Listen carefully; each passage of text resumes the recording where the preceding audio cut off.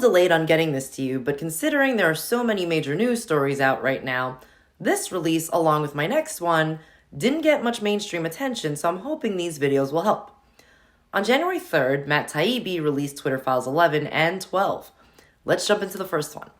Twitter Files 11, How Twitter Let the Intelligence Community In. In August 2017, when Facebook decided to suspend 300 accounts with suspected Russian origin, Twitter wasn't worried. Its leaders were sure they didn't have a Russia problem. We did not see a big correlation, no larger patterns. Facebook may take action on hundreds of accounts, and we may take action on about 25.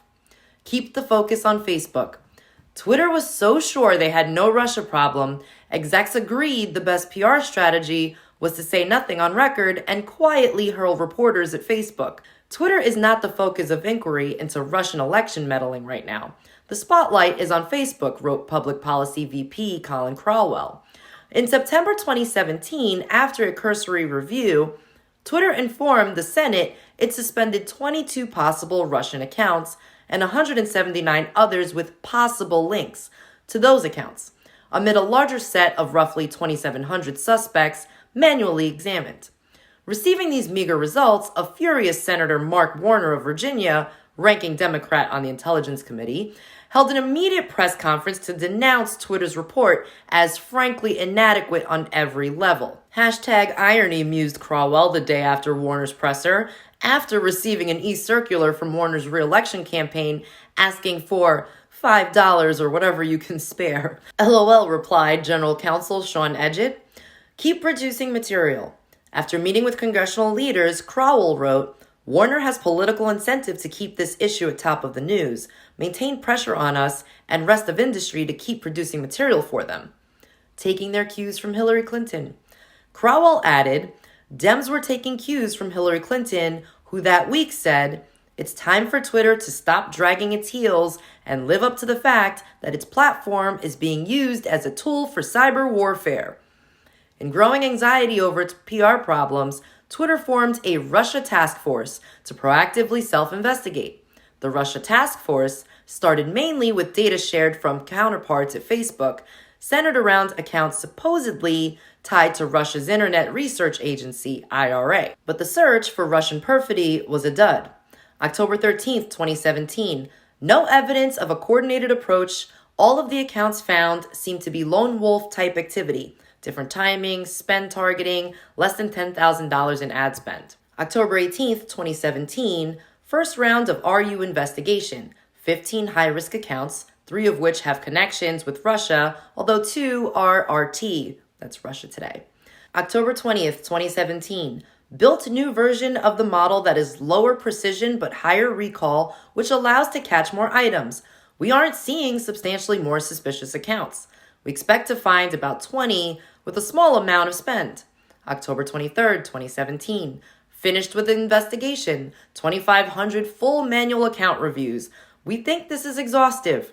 32 suspicious accounts, and only 17 of those are connected with Russia. Only 2 of those have significant spend, one of which is Russia Today. Remaining are less than $10,000 in spend.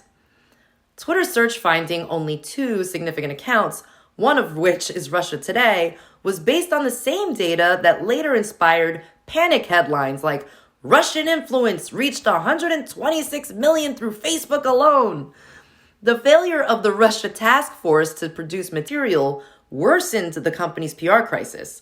In the weeks after Warner's presser, a torrent of stories sourced to the Intel Committee poured into the news. An example being Politico's October 13th Twitter deleted data, potentially crucial to Russia probes.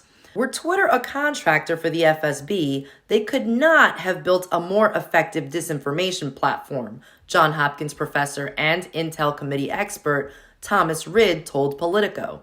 As Congress threatened costly legislation and Twitter was subject to more bad press fueled by the committees, the company changed its tune about the smallness of its Russia problem.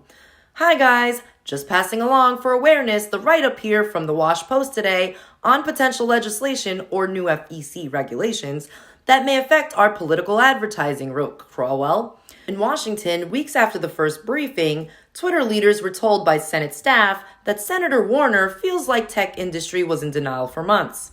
Added an Intel staffer, big interest in Politico article about deleted accounts.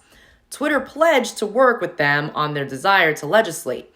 Knowing that our ads policy and product changes are an effort to anticipate congressional oversight, I wanted to share some relevant highlights of the legislation Senators Warner, Klobuchar, and McCain will be introducing, wrote Policy Director Carlos Mangi soon after.